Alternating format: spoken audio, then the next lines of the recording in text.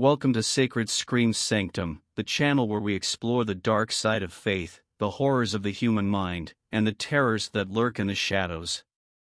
I am your host, Creed, a horror writer who loves to share my stories with you. Today, I have a story that will make you question your sanity, your reality, and your beliefs. It is inspired by the phenomenon of false memories, also known as the Mandela effect, where people remember things differently from what actually happened. The story is called The Book of Lies. The story begins with a young woman named Alice, who works as a librarian in a small town in Vermont. Alice loves books, especially old and rare ones. She has a passion for history and mythology, and enjoys reading about ancient civilizations and cultures.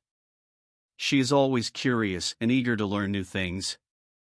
One day, as she is sorting through some donations, she comes across a book that catches her eye.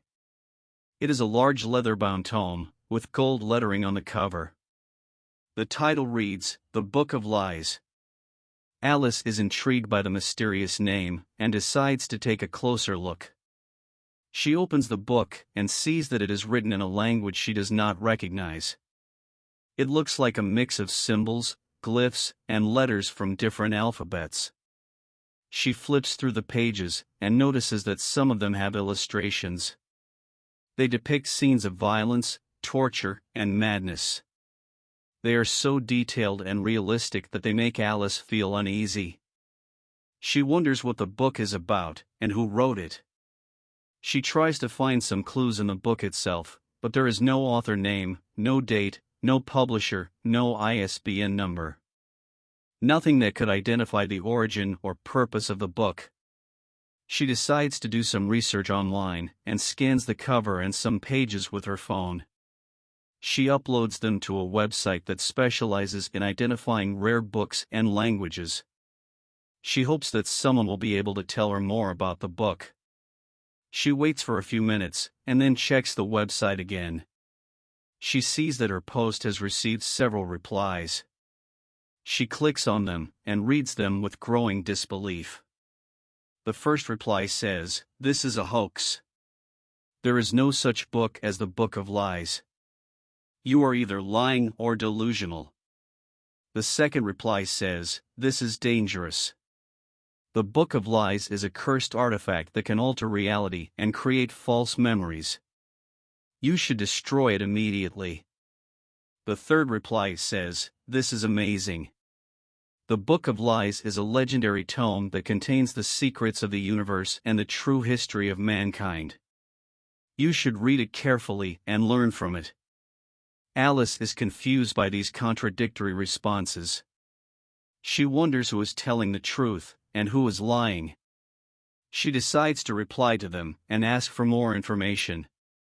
She types, "Thank you for your replies. Can you please explain how you know about this book?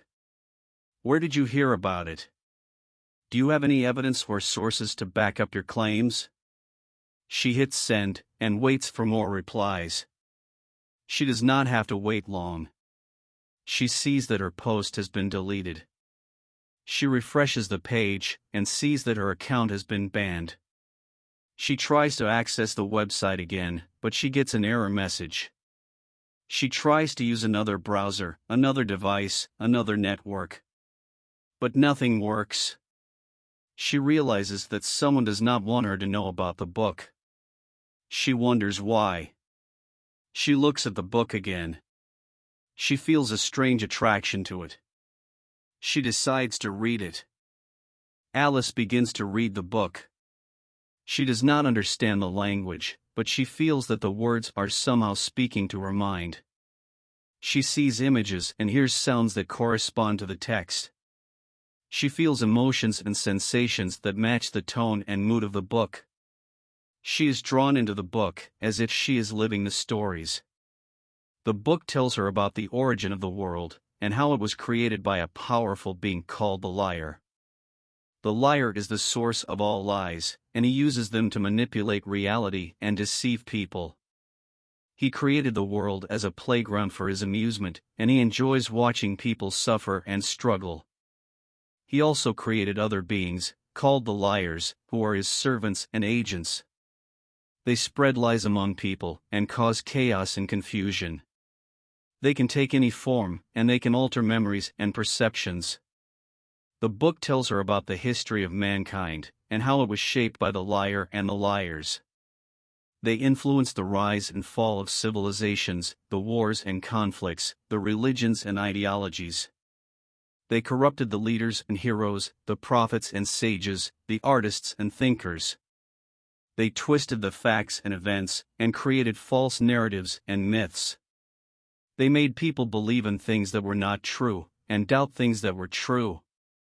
The book tells her about the secrets of the universe, and how they are hidden by the liar and the liars. They conceal the true nature of reality, and prevent people from discovering their true potential. They create illusions and distractions, and keep people ignorant and enslaved. They control the laws of physics and logic, and bend them to their will. The book tells her that she is special, and that she has been chosen by the liar to be his messenger. He wants her to spread his lies to the world, and to help him create a new reality. He wants her to use the book as a tool, and to write new stories that will change history and destiny.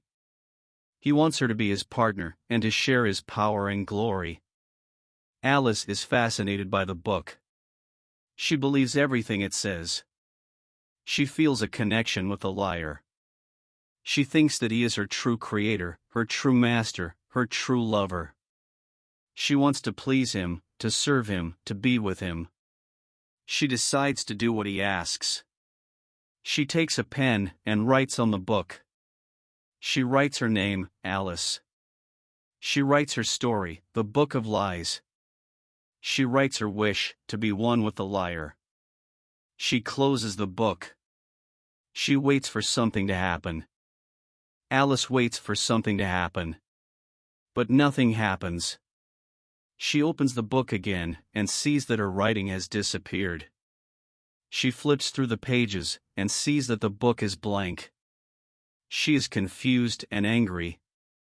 She thinks that the book has betrayed her, that the liar has lied to her.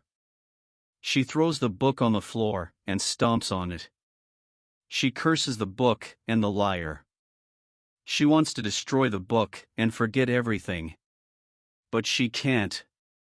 She hears a voice in her head. It is the liar's voice. It says, "Hello, Alice. I'm glad you finally wrote your story. It was very entertaining. I enjoyed reading it. And I enjoyed making it come true." Alice feels a chill down her spine. She asks, "What do you mean? What did you do?" The liar says, "I did what you asked.